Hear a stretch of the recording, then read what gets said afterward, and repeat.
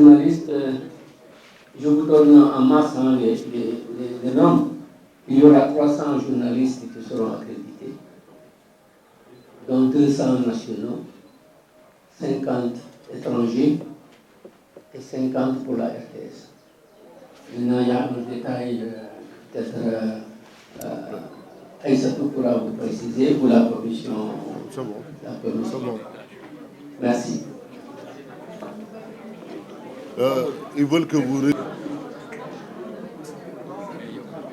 Nous avons rencontré pour une énième fois les forces de sécurité et de défense tout à l'heure, juste avant votre arrivée, pour encore mettre au point l'organisation et la baser sur deux exigences.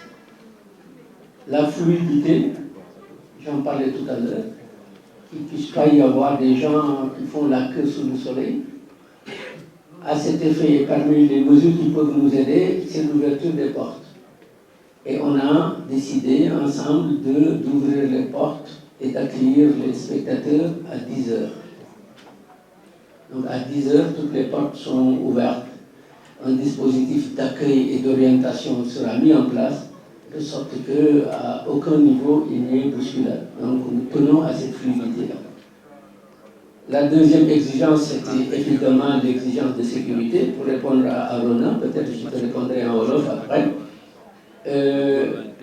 Nous avons en place un dispositif assez important de 800 gendarmes,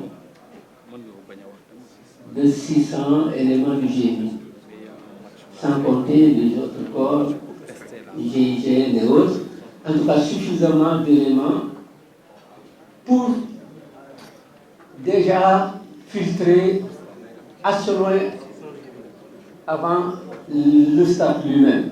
Ce qu'on a constaté avec l'inauguration, c'est que les gens sont venus jusque dans l'enceinte et ont buté sur des problèmes de tickets, de billets et de places.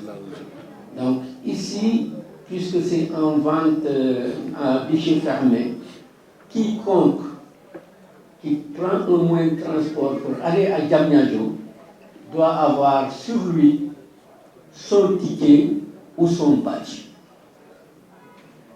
Et bien avant le stade, le premier filtre sera installé à ce niveau.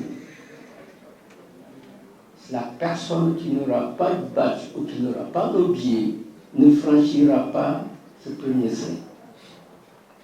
Donc, que les Sénégalais qui ont envie de voir le match aillent acheter les billets, les journalistes aillent prendre leurs accréditations bien avant, l'organisation, leur badge, puisqu'il ne sera pas question d'entrer dans les abords immédiats du stade si on n'est pas détenteur des deux titres qui nous y autorisent.